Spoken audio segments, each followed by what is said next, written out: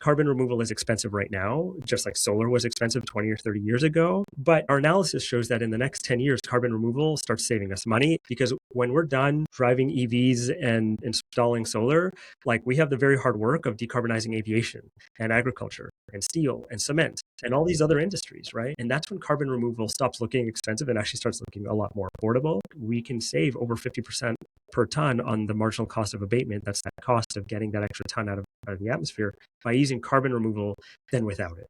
Hey, I'm your host, Justin Rice, the founder of Climate Tech Canada. Canada has a carbon removal sector that by most measures punches well above its weight. We're home to technology leaders across direct air capture, marine and mineral removals. International companies are moving projects to Canada.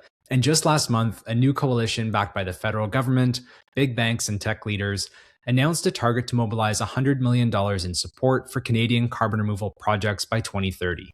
There's a common thread across all of this progress. Carbon Removal Canada has played a major role in structuring the industry, rallying government support, and generally putting Canada on the map. I've wanted to sit down with Naeem Merchant, their executive director, for a long time. I think they're one of the most interesting and strongest voices on climate policy and building market mechanisms that actually get climate solutions deployed. In our conversation, we'll unpack what this moment in Canada's carbon removal sector actually looks like. We talk about what the Advanced Carbon Removal Coalition unlocks and the signal that government involvement sends to private markets, whether the US pullback on climate policy presents a real strategic opening for Canada or actually chills the whole sector, and what has to happen in the next 5 years for Canada to ramp up its ambition and actually realize this gigaton scale opportunity. And now, my conversation with Naeem. Naeem, welcome to the show. Great to be on. Thanks for having me. Yeah, I'm really glad we could do this. So I was at Carbon Removal Day just a few weeks ago.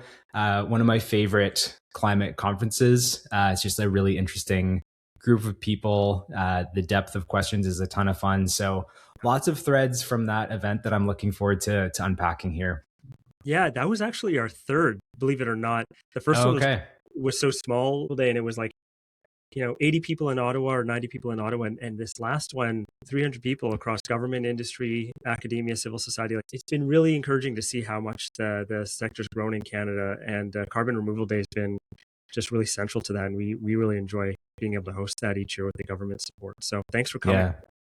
No, absolutely. I'm so glad you folks are putting that on and making that happen. But I'd love to kind of start at the beginning. So the move from global health to carbon removal is maybe not an obvious career pivot. What's the through line for you? Yeah, I mean, it was a hard transition. I spent almost a decade working in global health before working in carbon removal. And, it was a really rewarding thing to be able to do. I worked in Malawi for about 4 years with the Clinton Health Access Initiative, and then later with another group called Last Mile Health that was doing some really just incredible work in expanding access to healthcare for folks in rural Liberia, where their founder was from, and making kind of healthcare more accessible in parts of the world where it's like just not really cost effective to develop to deliver healthcare. And so these were really tricky problems, but I felt very lucky to have the opportunity to work on it.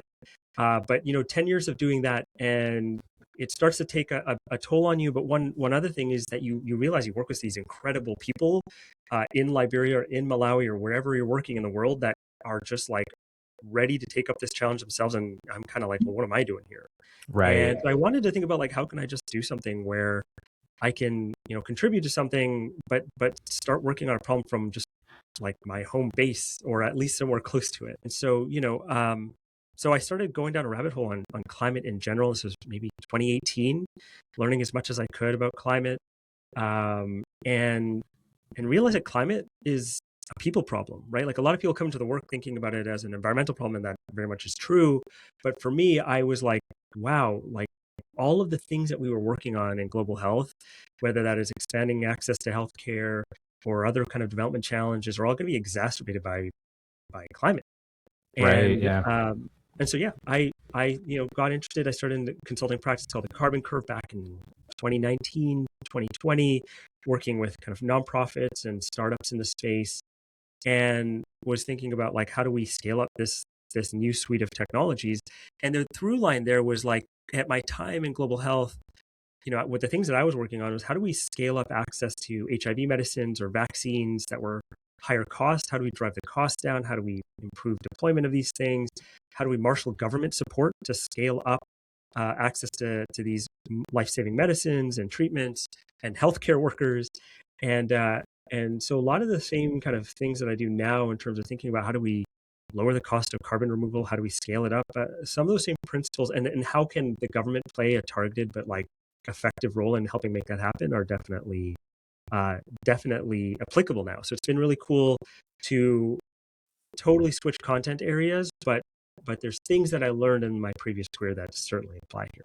Totally, yeah. It's like the underlying dynamics of how do you kickstart demand and drive down prices and make Right, markets for these things, like very, very transferable, even though the subject matter is dramatically different. So when you were doing that deep dive into carbon removal and even like starting Carbon Removal Canada, like yeah, what were the actual gaps and problems that you saw that you were like, hey, I think this is what we need in Canada to kick this off?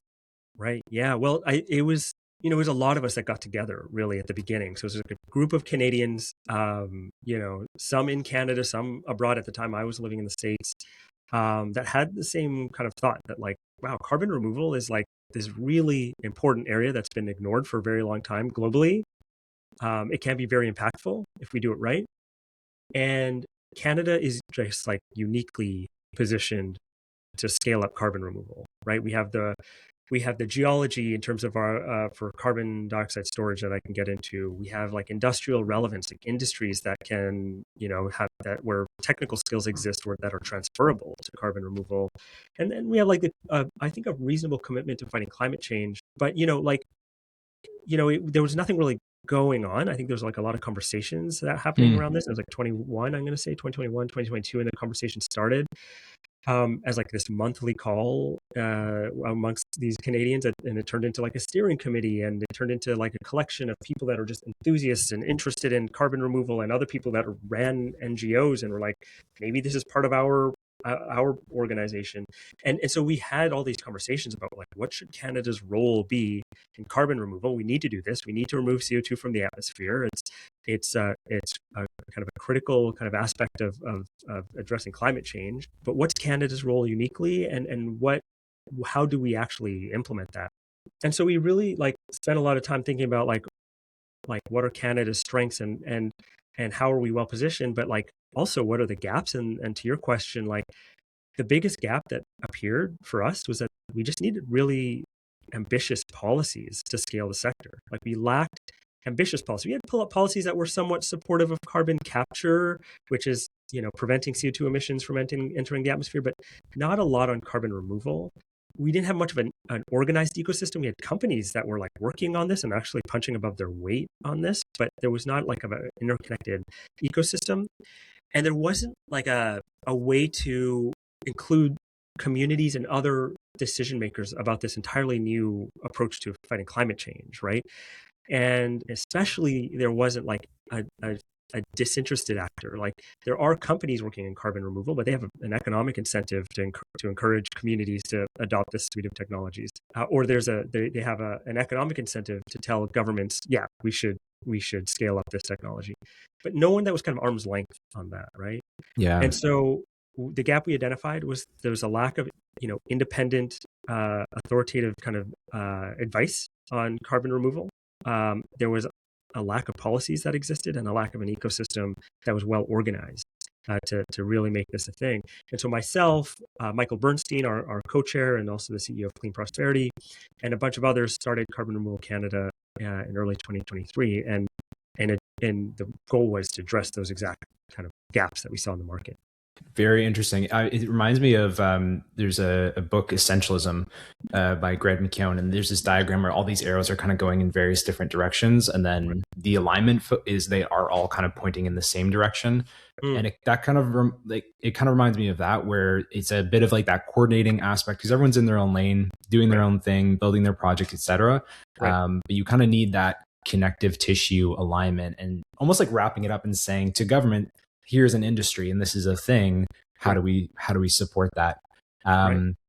So kind of building off of that, just a couple of weeks ago, there was the announcement about the Advanced Carbon Removal Coalition.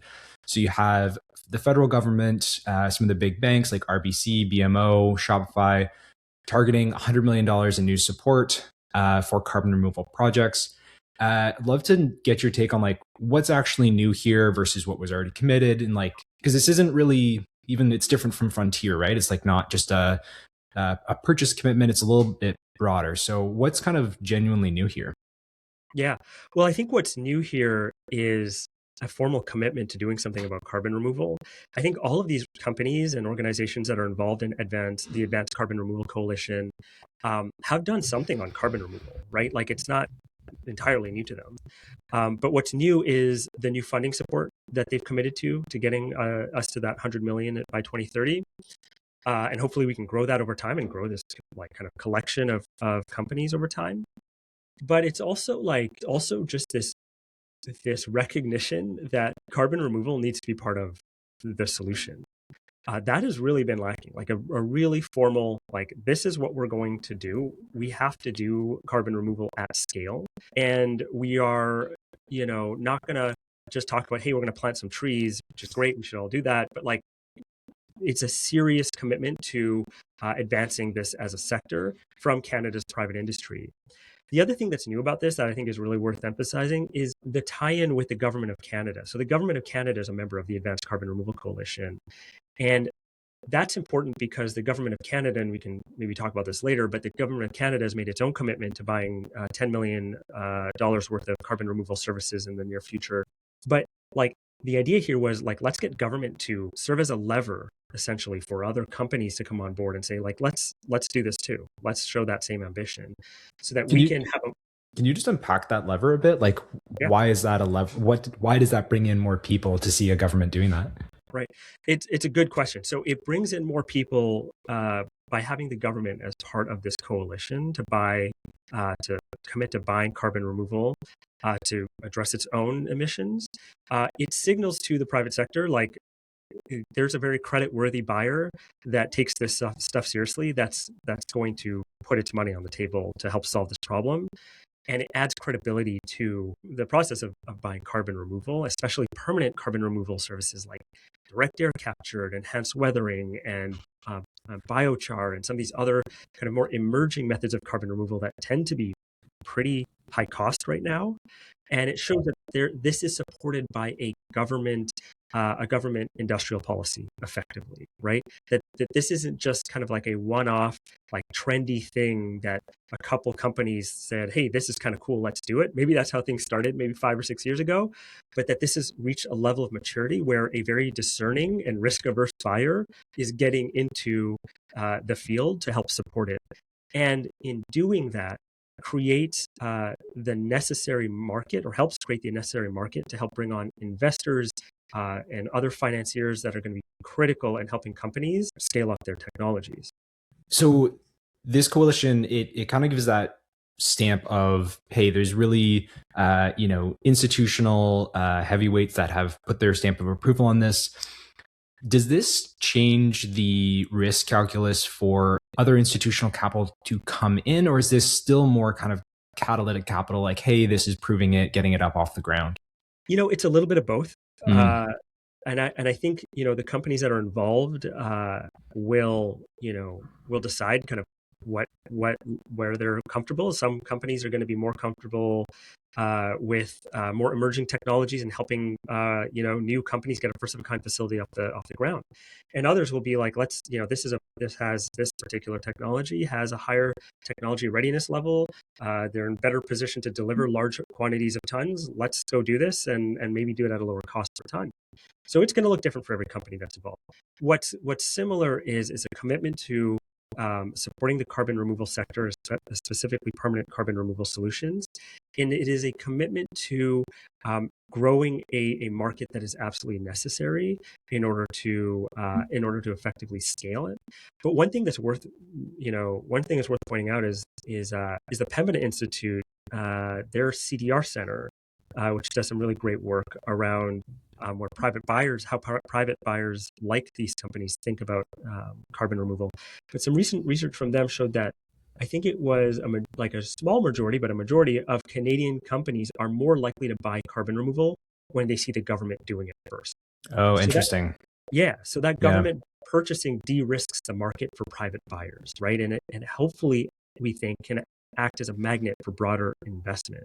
So just like I think the official announcement was like a couple weeks ago, we saw that announcement from the government to do a request for standing offers. So this thing is open now. Like Right. companies can go and say, hey, we will be a service provider to the government and provide carbon removal to help the government reach its goals. And hopefully the ones that are successful can point to that and go to a BMO or go to an RBC or Shopify or NorthX or one of these other great companies, Avant City, others that have been part of this, and say, hey, like the government thinks this is a good idea. They're one of our biggest customers. Do you want to be a customer as well? And then they can go to an investor and say, we have some pretty creditworthy revenue coming through a longer term offtake from the Canadian government and these other major Canadian corporates. We're going to need, however millions of dollars to scale up our facility. And they'll have an easier time doing it because of that.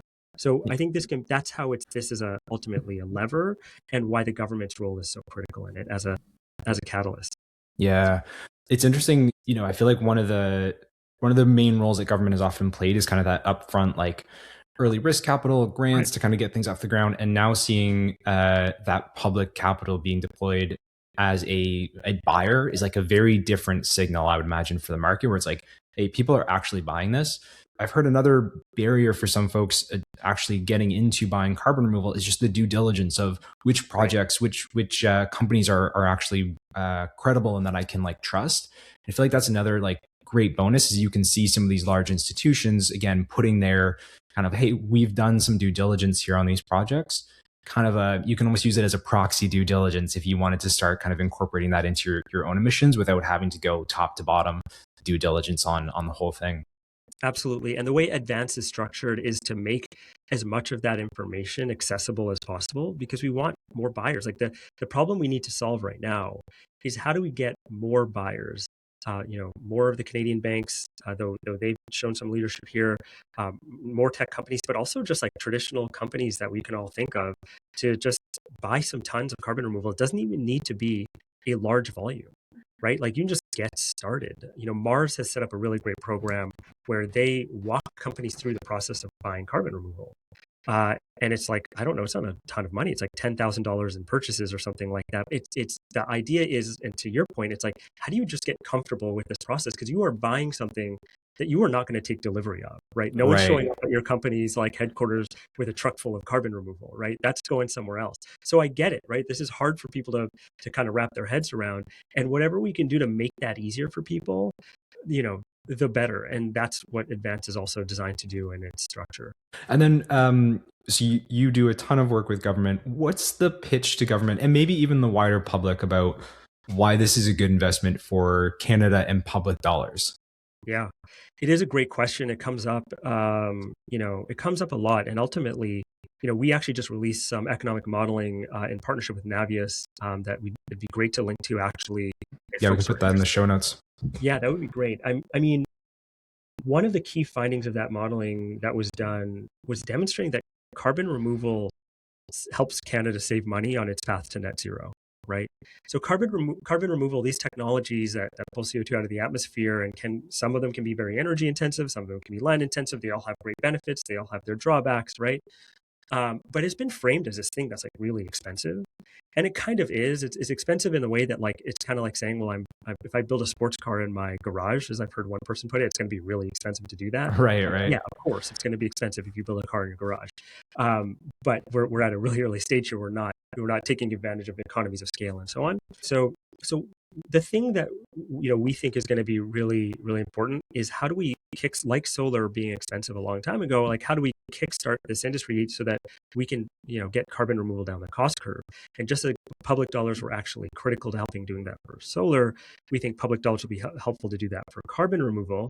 I think when our economic modeling has been able to demonstrate that getting to net zero is cheaper using carbon removal, that is a really important case for like, this is why we should be using public dollars towards this, because in the absence of that, getting to net zero is going to cost like $1,000 a ton, right? And Right. the reason for that is that right now we're picking the low-hanging fruit for decarbonization, but this stuff is going to get expensive, and it's going to get expensive very quickly. And our analysis shows that in the next 10 years, carbon removal starts saving us money. If we start scaling it up now, we can start saving money on this, because when we're done driving EVs and installing solar, like we have the very hard work of decarbonizing aviation and agriculture and steel and cement and Yeah. all these other industries, right?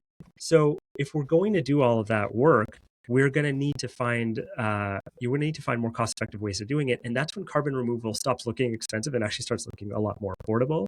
And we found that through the study that like we can save over 50% per ton on the marginal cost of abatement. That's like that cost of getting that extra ton out of the atmosphere by using carbon removal than without it. And that those savings start in 2035, and by 2050 we're saving like 50, 60% in Mm. the path to net zero on those on the marginal cost of abatement. And that is critical. So if we want this industry to help us save money on, and listen, it's not going to be cheap, but it's certainly not going to be nearly as expensive. If we want this industry to help us get there, we're going to need public support now, when there's not a sophisticated market to create those economies of scale, to do the learning by doing, the things that get the cost down the cost curve.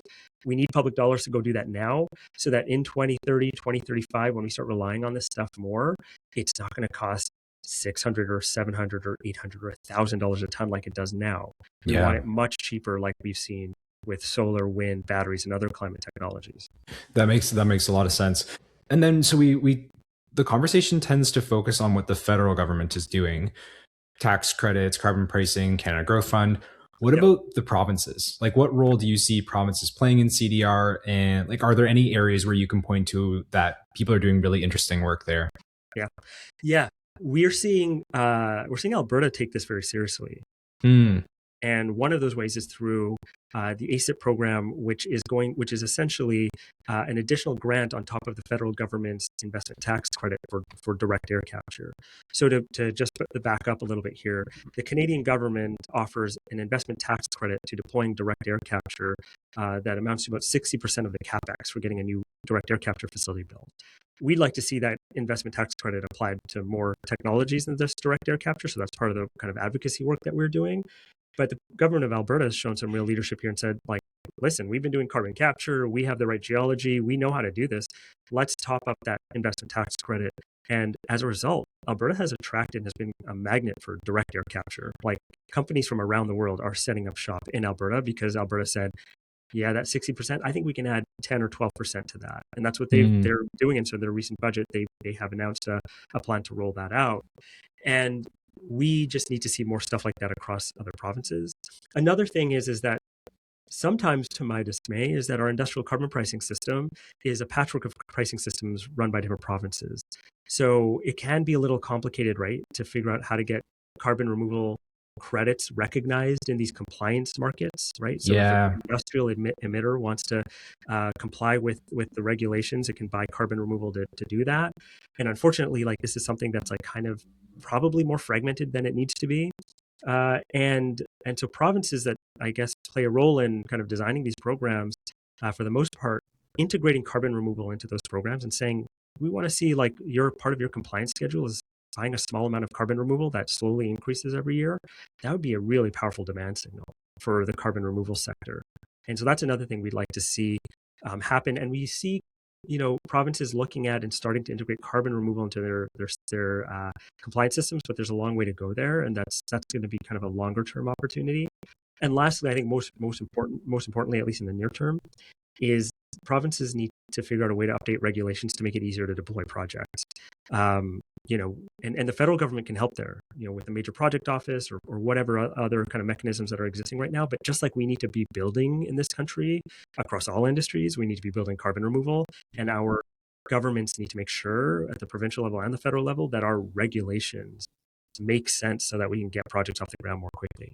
One of the standout pieces from Carbon Removal Day was just I noticed a much stronger focus on industrial integration as well. And I think that kind of speaks to what you're saying about the industrial carbon pricing and all that, but almost like looking at it more as a strategic advantage. Like I would look at a project like Undo in Kingston where they're integrating it into agricultural lands, a bunch of different work happening with like steel mills and steel slag. Like I feel like Yep. there's a big opportunity there that maybe I don't know how far along provinces are in kind of understanding this as a model, but it seems like a big opportunity to actually think about like, hey, how do we integrate this into our industrial strategy to actually create more value. Right. Yeah, I'm glad you brought that up because it's an important opportunity. It did come up a lot in Carbon Removal Day. It's something that we're talking about a lot and we're excited about. It's in how do we integrate carbon removal within industrial activities that are already ongoing, right? Yeah. Mining, agriculture, steel production, and the benefit is, it can go a couple different directions, right? So you can integrate carbon capture on a pulp and paper site, and that would actually result in negative emissions, and therefore, be considered carbon removal, and that can either help that can be used for that pulp and paper mill to sell carbon credits, right? Hmm. Through their partner that they're working with. And it creates a new revenue stream for an industry that's like seen some pretty big ups and downs, right? Yeah. Same thing with steel, right? Same thing with other industries that can integrate carbon removal. Mining can deals with a lot of material that naturally mineralizes with CO2. So how can we process those minerals in a way in the search for critical minerals? How can we Hmm. process all of the waste minerals that are produced or waste rock that's created to interact with CO2 in the atmosphere and draw down CO2 and either again create another revenue stream for that mining company or help that company say, hey, look, like lower carbon we have a lower carbon output here. And in a world where our newer kind of focus on trading partners in Asia and Europe, where they actually kind of care about how the carbon content of your exports, that can be really powerful. Like that can be a big differentiator for Canadian mining, Canadian steel, Canadian forestry products, that we can produce lower carbon alternatives than what we were doing before, than our competitors, and our exports can become more attractive as a result. And so provinces that are thinking about it that way, like what industries do we lead in, and how can we integrate carbon removal into those industries to make them more competitive on a global scale? That's a real like shift in mindset that I think can be really powerful. Yeah. Yeah. And it's kind of going from carbon removal as like an additional thing you do because it's nice to strategic advantage and Right. fully integrated. Right. Um, I'd love to zoom out and kind of look at where CDR stands today. Yeah. So there's an argument kind of making the rounds that carbon removal is kind of crested that hype cycle peak Yeah. and is now kind of moving into the trough of disillusionment. You've Okay. got some like slowdown, maybe things buyers haven't materialized. But I'd love to get your take on like, do you think that that framing is correct, or do you think it's missing something? I think it's incomplete. I think that's Okay. certainly true that like I think we saw a lot of hype around carbon removal in 2022, 23 Yeah. that has tapered, right? And that's just because I think the industry is just maturing, right? Like I Mm. think I was actually looking at a list that Grant Faber at Absolute Climate put together of all the carbon removal companies that he could actually scour like and found around the world. It's like 600 companies. There's a lot of companies for a very new industry, right? So there's Yeah. going to be Yeah. some consolidation there. So what we're going to see is fewer companies that are going to be working at a larger scale individually. And I think that's a normal kind of cycle for any industry to go through. I think the part of that that is concerning is that we haven't done enough to get new buyers in. Like the carbon removal demand side is largely coming from Microsoft and the Frontier Climate buyers and a handful of others. And we just need to do more work to get like, how do we get Sobeys? How do we get, Yeah. Yeah. how do we get, other major Canadian companies? Or how do we get, I don't know, Ford or something to buy carbon removal, or other industries, especially ones like maybe those aren't the right ones to start with right away, but especially industries that have larger profit margins and lower emissions footprints. Those ones, if you're a company that, you know, like that's why tech and banking have gotten into this, because they're able to say, yeah, we can afford a higher price per ton carbon removal credit because our emissions footprint isn't massive like a steel company, and our profits aren't razor thin like a steel company. And so they have a bit more flexibility to get involved in this space. But there's only so far that can take us. And so the big thing that we need to figure out in terms of the carbon removal sector is how do we get more buyers? How can the government as well play a role in attracting more buyers and getting more buyers from more traditional industries interested in carbon removal? Because frankly, like the other stuff that's going on with like companies that are that started out a couple years ago and maybe aren't going to exist in a couple years from now, like that's a normal thing from any new Yeah. industry. Yeah. right? And it's just it's really, I wouldn't call it disillusionment, I just call it maturation. Mm. And actually what's been really cool about that is that in spite of this maturation, we had at Carbon Removal Day, like mining companies and steel companies and forestry Yeah, companies yeah, talking about carbon removal, that they probably didn't really know much about it when carbon removal was in a peak hype cycle, right? Like, yeah, yeah, yeah, so the people, the industries that are going to make the difference of whether we scale this to the scale that we actually need, they are noticing now, and that's what's ultimately important here. And what the problem we need to solve is the buyer side equation. We still have a lot of work to do there. That's where I get a little yeah. concerned about this trough of disillusionment phase. Definitely. Yeah. No, that makes sense because like it's not really a problem that you can just keep like funneling VC dollars into the top of funnel and hoping that this Right. kind of takes off. But Right. it's interesting, you know, the interest from mining companies isn't something that would necessarily show up in like some of the analysis that's out there or like where funding is going. Like there's a lot of focus on like, you know, purchases that have happened or funding deals, but there's Right. like these kind of leading indicators of, hey, there's this growing interest on the buyer side. But it does make sense that that's kind of where the focus needs to shift now, is like we've Yeah. got some pilots going, we've kind of tested this out, how do we actually like, what is a functioning fluid market for this? Yeah. And one way we're trying to solve that is through something we've launched recently called the Carbon Console. So you'll see it on our website. You go to carbonremoval.ca and you'll hit console in the top right, and it'll take you to a map of Canada, and you'll see all the projects that are happening around the country.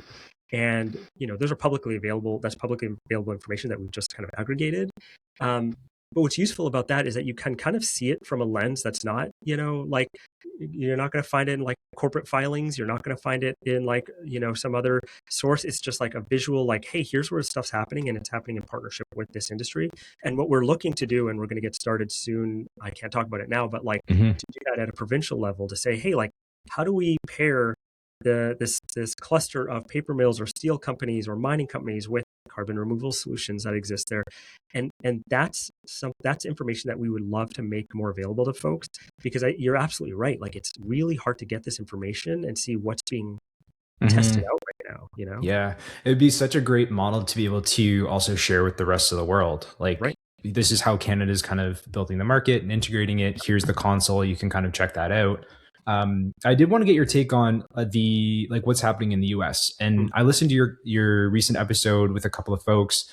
One of them being Aaron Burns from Carbon 180, who I spoke with recently. Yeah. And I think the impression is, you know, the US government is kind of walking away from climate. She kind of pushed back on that, was like, at the executive level, yes, but there's a Right. lot still happening at the state and Congress level. Yeah. Do you see this as like the US pullback as a real like competitive opening for Canada to kind of take a lead there? Or is this kind of like maybe it isn't the opening we think it is? Yeah. It's a good question. And Aaron knows more about this than I do, but I'll say, like, there is an opportunity here, right? But Aaron's absolutely right. Like, there's still a lot happening in the States around carbon removal and climate in general. It's just that the executive branch is not driving it.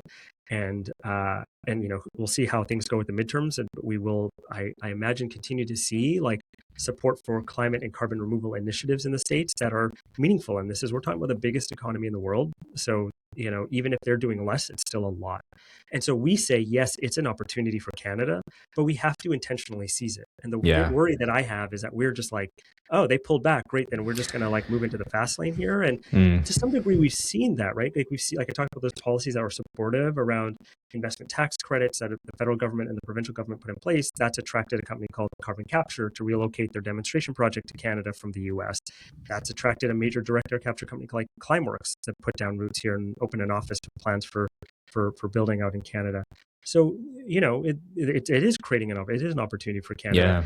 I will say we are not being ambitious enough, though, in my view, from a policy point of view across the board. Like, we have like great buy-in from the government.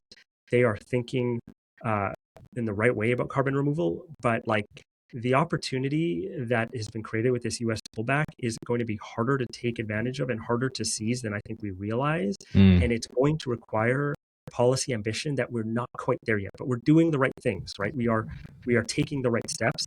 But we saw a lot of policy ambition from the Biden administration around carbon removal. We need to do the same thing right-sized for Canada, and I don't think we're there yet. Yeah, I would agree with your assessment there. I think there's a huge opportunity, and I just haven't seen the pace kind of quicken in Yeah. response. Like, and you can say that for most climate sectors. Kind of the IRA would kind of put us on notice, and Right. then that kind of went away, and we didn't really see the wheels move. If you were to pick like 1 to 3 things that you think this would really signal that we are ratcheting up our ambitions in this space, like what would you like to see in that kind of near term window? Yeah. Near term.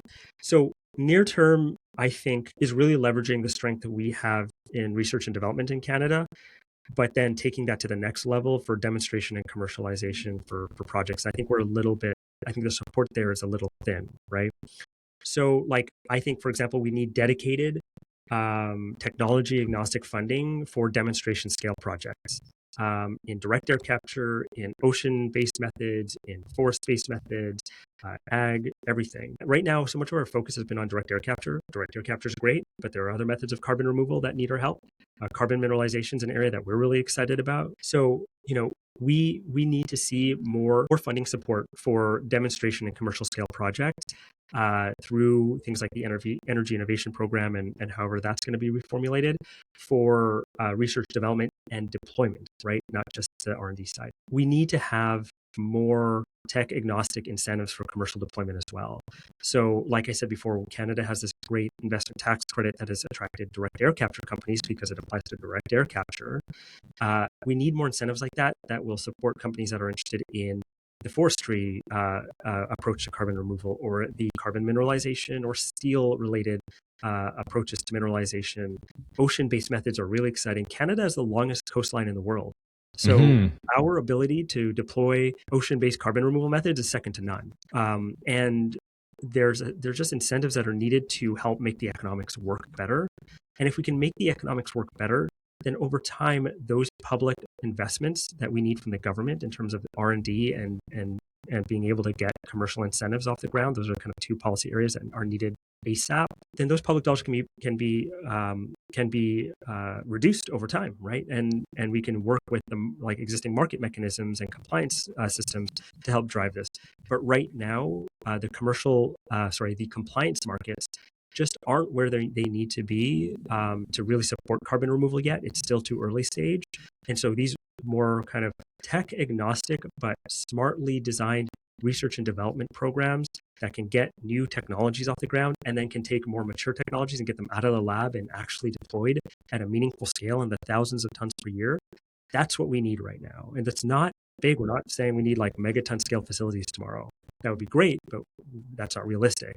We need in the thousands of tons per year commercial scale facilities that can demonstrate how they work, demonstrate their safety and efficacy at that scale, and start learning like, hey, how do we get the cost down for the next iteration of this and the next iteration and the next iteration? And that's how we're going to build this sector. But one thing that really keeps me up at night is that we need the policy supports now so that we are not paying for this at some insane price in 2030, 2035, and beyond. It's going to require our government to look at this from a longer term view and say, like, this is going to save us money in the long term relative to the alternative. So we better start investing strategically and ambitiously today. And what that looks like are getting demonstration and early commercial scale facilities off the ground across all types of carbon removal so that when we will find out, and Carbon Removal Canada will be there to point the fingers if we need to, that some types of carbon removal are not going to work that well. And Sure. other types Yeah. of carbon removal are going to work way better than we actually thought.